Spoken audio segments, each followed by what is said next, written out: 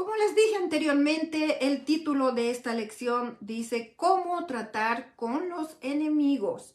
Y es un tema difícil, pero muy necesario hoy en día. Y el punto principal es que nosotros los creyentes buscamos la reconciliación en vez de optar por la venganza. Y una pregunta en general, ¿alguna vez alguien te ha hecho daño en el pasado? ¿O hay alguna persona que tú sabes que busca hacerte daño en este momento? Yo les puedo decir, por mi propia experiencia, sí han habido personas que me han hecho daño. Nunca las he considerado mis enemigos, les he perdonado y cuando he tenido la oportunidad, hemos hablado al respecto de nuestras diferencias. Pero como pastora, como hija de Dios, muchas veces decir soy cristiana o soy pastora me pone ya en una situación de oposición para muchas personas sin haber dicho ni hecho nada. ¿Por qué? Porque mis principios son diferentes. Yo respeto los principios de la palabra de Dios. Yo soy una persona que amo la palabra de Dios. Así que no, jamás es mi intención dañar a alguien. Hay personas que sienten ofendidas por lo que yo digo, pero como les dije anteriormente, siempre mi opción va a ser buscar la reconciliación, encontrar el perdón sin tener que terminar una relación en malos términos, pero desafortunadamente algunas veces ese tipo de quebrantamiento de la relación ocurre y no hay mucho que podamos hacer. Hay que dejarle todo eso en manos de Dios. Una pregunta más. ¿Cómo trataste a la persona que te hizo daño cuando se te presentó la oportunidad de vengarte? Nuestro primer instinto humano natural es cuando alguien nos hace daño, es buscar la venganza. Una vez más, somos seres humanos. Ese es nuestro primer instinto. Pero en la historia que vamos a leer acerca de David con el rey Saúl, nos demuestra la actitud que un creyente debe de tener cuando se presenta la oportunidad de vengarse. Este ejemplo de David nos enseña lo que es la gracia y lo que es el verdadero carácter cristiano. Solamente para darles un poco de trasfondo, David llegó a ser un oficial en el ejército de Israel en el tiempo del rey Saúl. Y el rey Saúl lo vio a David como un rival porque David era un guerrero muy valiente y con mucha autoridad. Y tantos fueron los celos del rey Saúl hacia David y esa envidia que sentía hacia David que trató de matarlo. Entonces David tuvo que huir de Saúl porque Saúl consideró a David su enemigo. Vamos a leer 1 Samuel capítulo 24. Solo voy a leer los versos 1 al 7 en este momento. Y estoy leyendo de la Nueva Versión Internacional. Y la palabra del Señor dice: Cuando Saúl regresó de perseguir a los filisteos, le informaron que David estaba en el desierto de Engadi. Entonces Saúl tomó consigo 300 hombres escogidos de todo Israel y se fue por los peñascos de las cabras en busca de David y de sus hombres. Por el camino llegó al redil de ovejas y como había una cueva en el lugar, entró allí para hacer sus necesidades. David estaba escondido en el fondo de la cueva con sus hombres y estos le dijeron: en verdad, hoy se cumple la promesa que te hizo el Señor cuando te dijo: yo pondré a tu enemigo en tus manos para que hagas con él lo que mejor te parezca. David se levantó y sin hacer ruido cortó el borde del manto de Saúl, pero le remordió la conciencia por lo que había hecho y les dijo a sus hombres: que el Señor me libre de hacerle al rey lo que ustedes sugieren.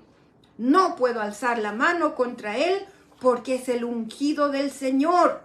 De este modo, David contuvo a sus hombres y no les permitió que atacaran a Saúl. Pero una vez que Saúl salió de la cueva, prosiguió su camino. Pregunta: ¿por qué puso Dios a David y a Saúl juntos en esta cueva? Y tengo algunas opciones para la respuesta. ¿Fue para probar a David qué iba a hacer? ¿Era para que David les enseñe a sus hombres acerca de la gracia de Dios hacia los enemigos? ¿O era para ayudar a entender a Saúl que debía de volver a Dios? Sinceramente creo que todas estas respuestas aplican a esta situación. Para entender mejor la lección, otra pregunta: ¿qué pensaban los hombres de David que era la razón de este encuentro? En el verso 4, ellos le dan a entender a David que Dios le había entregado a su enemigo en sus manos ese día para que él hiciera como a él mejor le parezca. Y yo he tratado de buscar alguna escritura o algo que me dé a entender de que Dios le habló así a David y no la encontré. No sé si ellos quisieron adaptar algo a la situación esta, no sé. No sé si realmente eso es lo que Dios le dijo a David. Pero a veces tratamos de manipular la palabra de Dios para acomodarse a nuestra situación y así nos justificamos. Muchas doctrinas cerradas es exactamente eso lo que hacen. Muchas falsas enseñanzas han sido sacadas de la palabra de Dios, que se las ha manipulado y solo terminó haciendo maldad. Así que tengamos cuidado. Usted debe conocer bien la palabra de Dios para que no lo engañen manipulando, acomodando la palabra de Dios a la conveniencia de uno en su momento. ¿Por qué los hombres de David animaron a David a que mate a Saúl? Una pregunta bastante difícil. Y hay que entender por una parte la situación de los hombres de David. Ellos también estaban huyendo porque sus vidas estaban amenazadas por Saúl solamente por haber tenido algo que ver con David, por haber sido leales a David. Se convirtieron ellos también en enemigos del rey Saúl sin ellos buscárselo. Entonces, si David hubiese matado a Saúl, ellos hubiesen tenido la oportunidad de ser libres otra vez, de no estar huyendo, de volver a su tierra, a su familia, a su posición y no ser más hombres perseguidos y odiados. También debemos entender que David, si hubiesen matado a Saúl, como dije antes, ellos hubiesen podido recuperar lo que habían abandonado por seguir a David. Pero David rehusó hacer lo que ellos sugirieron e incluso les prohibió que ellos le hagan ningún daño al rey Saúl. Debemos recordar, para los que conocen la historia, que David era el mejor amigo del hijo heredero del rey Saúl, se llamaba Jonatán. Entonces, ¿cómo hubiese David podido hablar otra vez con Jonatán y decirle: bueno, yo maté a tu padre? ¿Cómo podría mirar a los ojos a su mejor amigo, a quien tanto amaba, y decirle, yo maté a tu padre? Eso había que considerar. También la nación de Israel hubiesen sabido que David mató a Saúl para ser el nuevo rey de Israel. Y perdónenme, pero yo no tendría ningún respeto por ninguna persona que asesina para tomar la posición del que asesinó. No hay ningún respeto, no hay ningún honor en asesinar solo por obtener esa posición. También lo importante que quisiera enfatizar es que el rey Saúl estaba haciendo sus necesidades, estaba en una situación totalmente vulnerable. Sería una bajeza muy grande el atacar a una persona en ese su momento de vulnerabilidad. Ya sea que hubiera estado usando el baño, que hubiera estado enfermo, que sea una persona con alguna discapacidad. No debemos jamás aprovecharnos de una persona cuando están vulnerables, cuando son vulnerables. Esta es una actitud muy baja y David no iba a rebajarse a atacar a alguien en su momento de vulnerabilidad, por más que esa persona busque matarlo. No se hace esa bajeza. Y quisiera que por un momento, en silencio, consideremos lo siguiente. Quisiera que consideres lo que tú harías si tuvieras la oportunidad de vengarte de alguien que te considera un enemigo o una enemiga. ¿Qué harías tú? Entonces, cuando hablamos de tener la oportunidad de vengarnos de una persona que nos considera su enemigo, como dije anteriormente, la venganza sí es un deseo 100% humano. Hay veces que ni las leyes ni las autoridades no nos pueden apoyar. Y si me permiten mencionar una película del año 2005 que se llama Múnich. Es una ciudad en Alemania donde se llevaron los Juegos Olímpicos en el año 1972. Y en esos Juegos Olímpicos asesinaron a 11 atletas, un grupo de terroristas.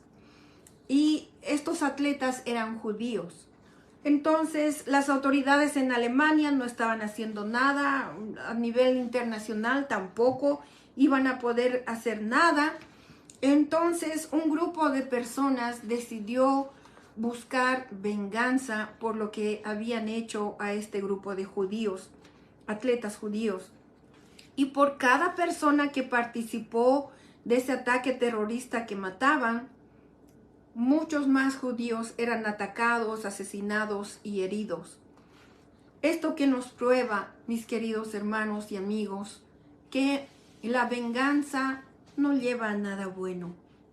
La venganza hace el problema más bien más grande. Y en muchos casos, la venganza no es sinónimo de justicia de ninguna manera.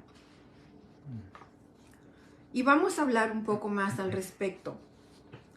Volviendo a la historia de David, vemos que David cortó una esquina del manto de Saúl y después le remordió su conciencia.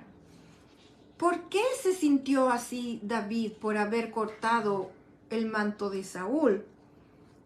Tenemos que entender algunos aspectos. Número 1, para ese momento David ya había sido ungido por el profeta Samuel para que sea el siguiente rey después de Saúl. David entendía lo que era la unción de Dios y él tenía mucho respeto por esta unción. Para David, el atacar al ungido de Dios, por más que esté tratando de buscar matarlo, por más que le haya hecho daño. Ese ataque significaba atacar a Dios mismo, porque quieran o no quieran, Saúl había sido ungido por Dios para ser el rey de Israel en ese tiempo. Yo quiero decir con mucha tristeza que hoy en día no hay respeto por las personas que son ungidos de Dios. Debemos más bien considerar esta historia antes de hablar mal de un ministro de Dios, antes de quejarnos de un pastor o de una pastora, o inventarnos mentiras de un siervo o una sierva de Dios. Debemos de considerar que son personas que de alguna u otra manera están sirviendo a Dios. Y hay que tener respeto, consideración por esa posición en la que Dios los ha puesto.